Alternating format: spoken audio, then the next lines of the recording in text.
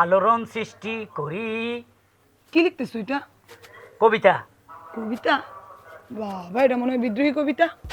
কেন, এই কবিতা তোমার পছন্দ হয় না? তা হবে না কেন? আরে কবি হারুন কিসিঞ্জার সারা বাংলাদেশে আমার নাম জানে এখন। সবাই জেনে গেছে? জেনে গেছে। এবার বই মেলাতে তো সবচেয়ে আকর্ষণ আমার। তোমার আকর্ষণ, তোমার কয় কপি বই বের হবে? লাইব্রেরিতে প্রকাশনের মধ্যে যে বইটা আমি দিয়ে আইছি কবিতার, এটা তো আমি জানি আলোড়ন সৃষ্টি করবে। তবে একটা কথা বলছে, মানে প্রকাশনের মালিক বলছে যদি যার কবিতা এবার বেশি চলবে তাকে 2 লক্ষ টাকা দিবে। ইস, তুমি 2 লাখ টাকা পেলে আমি কত কিছু করব। আমার কত স্বপ্ন। হাতের 2টা বালা বানাবো, 1 জোড়া কানের দুল কিনবো, আর ভালো ভালো কানের শাড়ি কিনবো। আরে শাড়ি গয়না বালা তোমার তো আছে, আর ওই 2 লাখ টাকা তো আমি পাবো। 2টা কবিতার বই জমা দিছে, আরো লিখতেছে, আরো কবিতার বই জমা দিব। ওই প্রকাশনের থেকে 2 লক্ষ টাকা আমিই পাবো। কিন্তু আমি চিন্তা করতেছি 2 লক্ষ টাকা কি করব, কোথায় কোন খাতে খরচ করব, মাথা কুলাইতেছে না। আমি কাকে কাকে দিব বলো তো? আরে টাকা পাওয়ার পরে বোঝা যাবে টাকা কি কি করব। এখন ঘরে চলো। মনে করো টাকাটা আমি পেয়ে গেছি, কারণ এই কবি হারুন কিসিঞ্জার ছাড়া অন্য কোনো কবি এই টাকাটা পাবে না, এটা আমি জানি। অনেক কবি বাইরেছে এই যুগে, কত ছোটখাটো কবি, ওরা তো আমার কাছে প্রশ্নে ওঠে না। আমি একজনকে ভয় পাইতাম, সেটা হলো হুমায়ুন আহমেদ। উনি মারা গেছে, এখন আর কাউকে ভয় পাই না। আমিও চাই তোমার সব বই বিক্রি হোক, অনেক অনেক বই বিক্রি হোক। 2 লাখ, আমরা পরবর্তীতে যেন 4 লাখ, পরবর্তীতে 6 লাখ টাকা পাই, এরকম ভাবে। আগে 2 লাখ টাকা তুমি হাতে পাও, তারপর দেখবা এই 2 লাখ টাকা আমি কি সুন্দর করে ভাগ বাটোয়ারা করবো, তুমি কল্পনাও করতে পারবে না। আচ্ছা, চলো আচ্ছা। ঘরে চলো। তাড়াতাড়ি লও, দেরি করলে কিন্তু চলবো না। আব্বা, হ্যাঁ দুলা ভাইরে কইবা কি জানো? দুলা ভাইরে কইবা আমার যেতে একটা সাইকেল কিনা দে। এই যে দেখ, এই তগরে আবদারি মিটাবো না আমার আবদারি মিটাবো? টাকা হইলো 2 লাখ। আমি এই যে কোমরে থেরাপি দিব, এখানে হাড় হয়ে গেছে। আবার কয়দিন ধরে চোখে ঝাপসা ঝাপসা কুয়াশা কুয়াশা দেখি, ওইখানে চোখে কইছি আমেরিকান লেন্স লাগাই দিব ডাক্তারে। ওই আমার খরচটা আগে দিব, তারপরে তকু। দুলা যদি না দে তাহলে কিন্তু আমি যাবো না, আমি যাবো রাগ কইরা। আচ্ছা আয়। আমারটা তো হুনলাই না, ওখানে যাই হুনলো। চলো, 16টা লেখা হয়ে গেছে, আজকে জমা দিয়ে দিবে এগুলা। ঠিক আছে। মুন্নি, জামাই, বুঝছো? আমরা তো আয়া পড়ছি।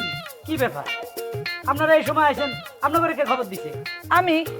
তুমি কেন? আশ্চর্য ব্যাপার, এত বড় একটা খুশির সংবাদ, তুমি 2 লাখ টাকা পাচ্ছ, এটা আমার ভাই বোন আর বাবারে খবর দেবো না তা কি করে হয়? আমি তোমার মুখ থেকে শোনার সাথে সাথে আব্বারে ফোন দিয়ে বলে দিছি, আব্বা যেন ওদেরকে নিয়ে আসে পড়ে। ঠিক আছে, টাকা পাইছি আমি, আমার জীবনের প্রথম ইনকাম, এটা আমার দরকার আছে, তো এদেরকে খবর দিয়ে আনলে কেন? বাজান, ওইরকম কথা কইও না। শুনো, তোমার বাপ বাইসা নাই, আমি তোমার বাপের মতোই। তাইলে এই যে আমার চোখে ঝাপসা ঝাপসা কুয়াশা কুয়াশা দেখি, আমার চোখে একটা আমেরিকান লেন্স লাগাবো। আর কোমরে একটু হাড় হয়ে গেছে, তাতে লাখখানিক টাকা হইলে বাইরে দূরে হইব। বাবা, আপনার চোখ হয়ে গেছে, কদিন পরে যাবেন মরি, চোখ তো এমনি ওই পিঁপড়া খাই ফেলবে। দুলা ভাই বলেন, আপনার তো কোনো ভাই বোন নাই, ওই শালা শালি এসে আপনার ভাই বোনের মতোই।